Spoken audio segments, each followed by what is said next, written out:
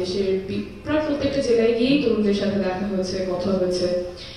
আপনাদের মধ্যে একটা অন্যরকম এখন উচ্ছ্বাস আছে, আগ্রহ আছে, দেশের জন্য আপনারা কাজ করতে চান, স্বপ্ন দেখছেন।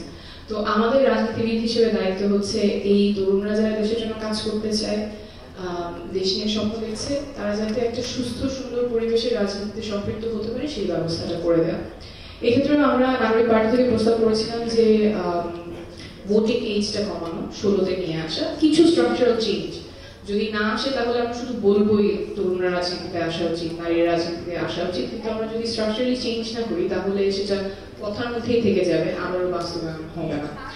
তো এই ভোটের এজটা কমানো, this is now almost trend. কিছু কয়েক মাস আগে যুক্তরাজ্যেও পাশ হয়েছে যে আগামী নির্বাচন থেকে 16 বছর যারা বয়সী তারা ভোট দিতে পারবেন। বেশ কয়েকটা দেশে আছে, ইন্দোনেশিয়াতেও 18 নিচে যারা আছে তারা ভোট দিতে পারেন।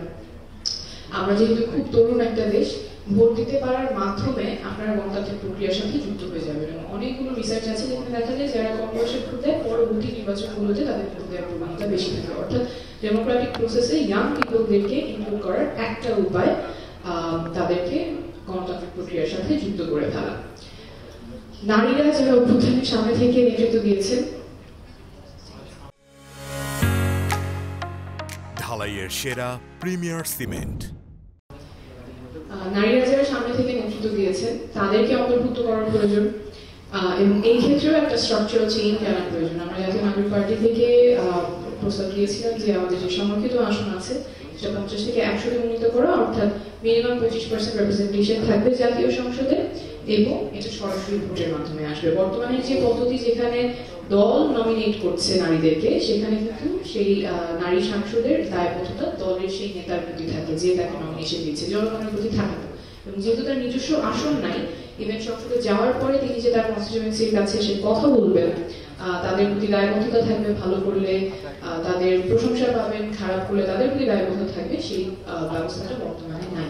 কিন্তু যদি সরাসরি নির্বাচনের মাধ্যমে নারীরা সংসদে যেতে পারে, তখন তাদের তৃণমূলে যেতে হবে, মানুষের সাথে কথা বলতে হবে, তার ইশতেহার প্রকাশ করতে হবে।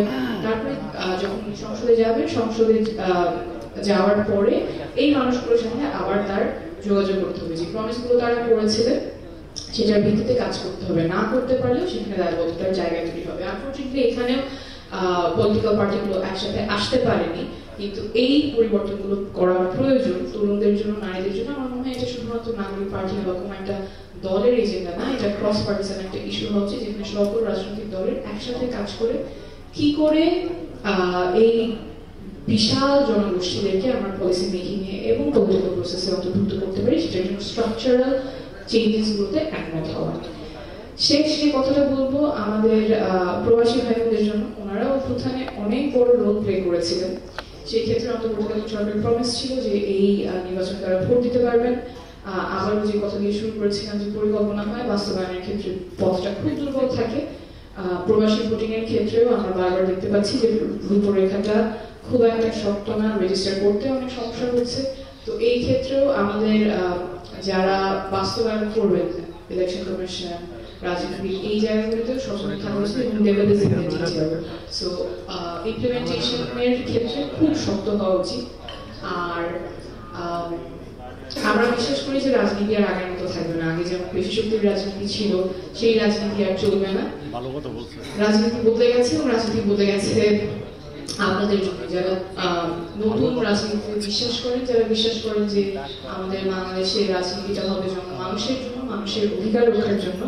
আপনাদেরই সোচ্চার থাকতে হবে। আমরা একটা ধাপে আছি যেখানে we are trying to rebuild. So rebuild takes a lot of time and effort, and it will take effort from people like you who will stay persistent and will work for the betterment of the country. Thank you.